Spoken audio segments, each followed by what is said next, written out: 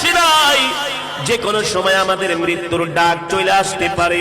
এ কারণে মৃত্যুর জন্য আমাদেরকে তৈয়ার হতে হবে, মৃত্যুর জন্য আমাদেরকে প্রস্তুতি নিতে হবে।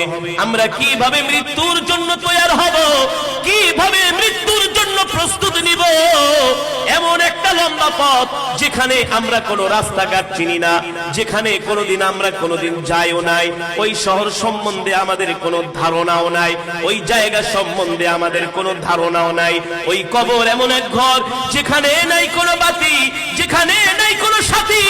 এই কারণেই তো আল্লাহর নবীর সাহাবী আমিরুল মুমিনিন খলিফাতুল মুসলিমিন হযরত ওমর আযম ওমর ফারুক রাদিয়াল্লাহু তাআলা আনহু যখন রাস্তা দিয়ে হেঁটে যেতেন, কোন মানুষ যদি কবর খনন করত, হযরত ওমর ওই কবরের মধ্যে যায় শুয়ে পড়তেন আর আর্তনাদ করতেন, বিলাপ করে করে বলতেন